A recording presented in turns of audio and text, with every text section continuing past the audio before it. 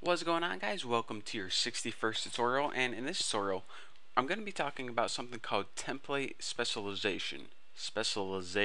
There we go. Might take me a few times to get it, but basically what template specialization is it's a way to make a class that has a different implementation when a specific type is passed into it.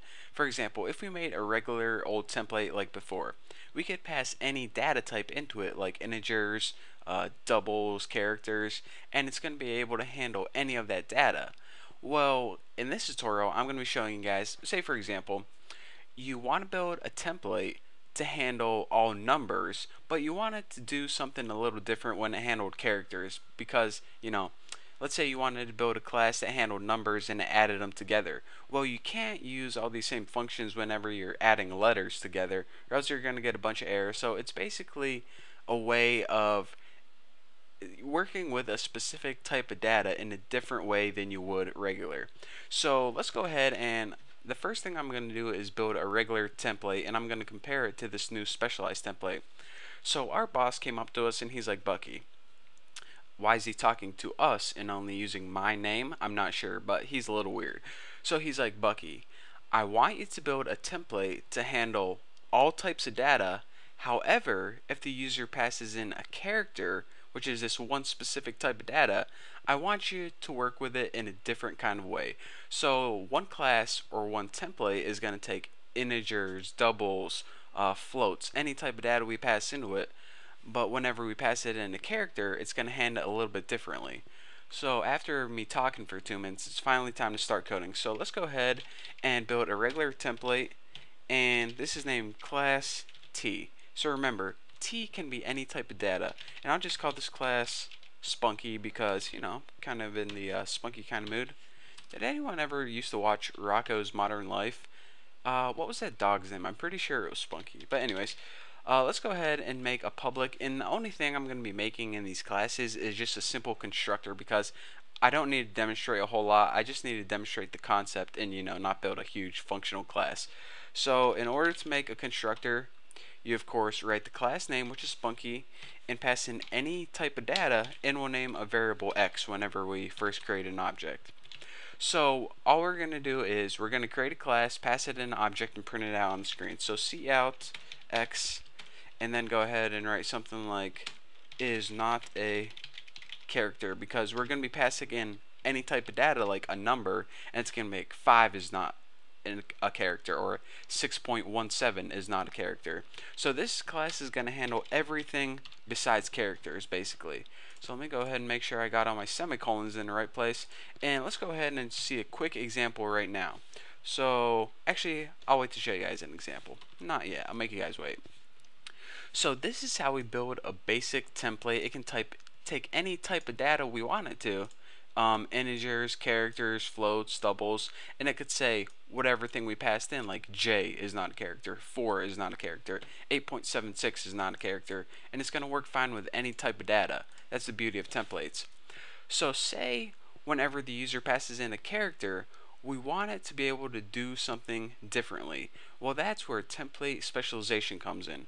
And in order to do this, go ahead and type template with empty parameters right there, or empty angle brackets.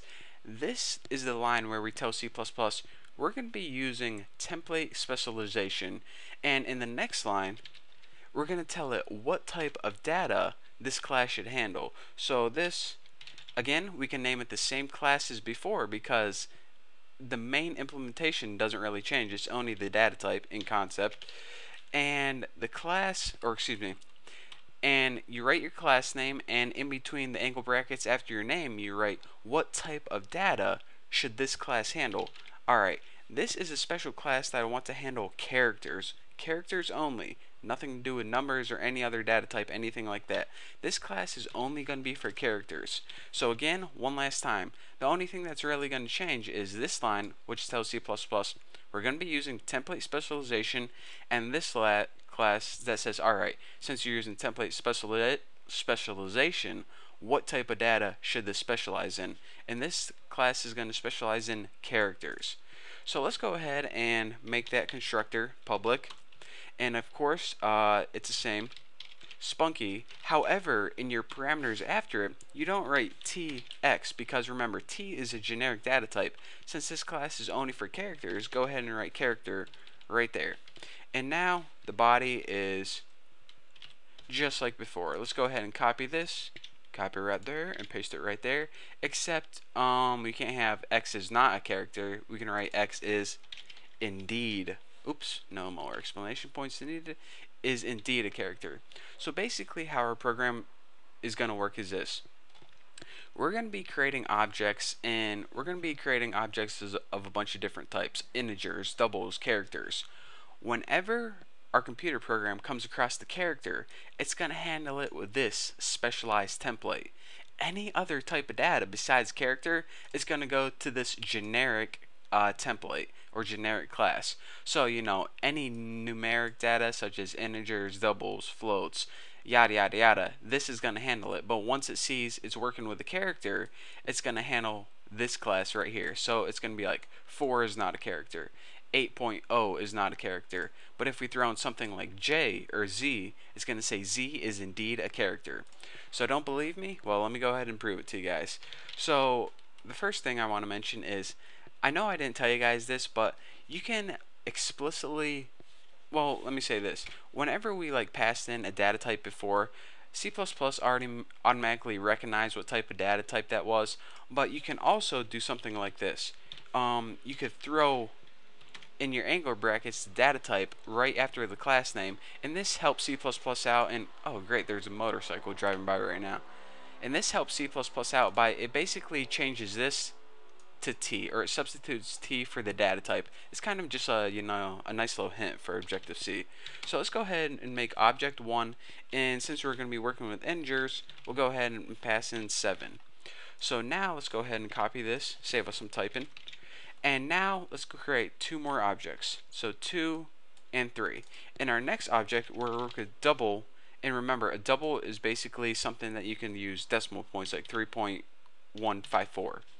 And now for our third one, let's go ahead and use that character. And remember, a character is just a letter. So Q or something like that. So basically what's going to happen is this. It's going to come across this, sees it's working with integers, and use this generic template right here. When it gets to here, it's going to be working with doubles, and it's going to use this generic template right here. When it comes across this, it's going to be working with characters, and it's going to say, hold on a second, you have a special class right here just made for working with characters. So on this one, I'm going to print Q is indeed a character. So let's go ahead and build and run this, see if I forgot any semicolons, and it looks good. So 7 is not a character. 3.154 is not a character. Q is indeed a character.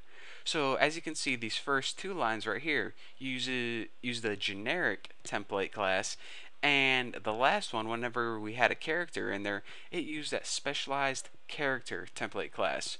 So there you can see the beauty of specialized, or excuse me, they're called template specialization. So there you go. It's basically specialization with one data type. In other words, you have a different implementation when a specific data type is passed in this case, character. So there you go. I hope you understand it. If you don't, just go ahead and ask me on my forum, or leave a comment below, and I'll try to answer it for you guys. So thank you guys for watching. Don't forget to subscribe to my channel, and I will see you guys in the next video.